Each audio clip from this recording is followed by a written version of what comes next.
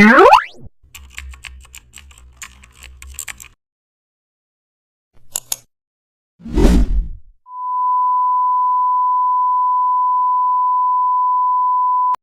back to the channel and don't forget to like, share and subscribe for more updates. Today we are diving into an exciting tutorial how to make a food restaurant menu in Photoshop. Create a new canvas in 300 dpi. Add textures background like paper or wood. Now place restaurant logo and at the top center. Divide layout into sections, starters, mains, drinks. Use decorative fonts for headings. Add small food icons next to each item. Include realistic food photos for appeal.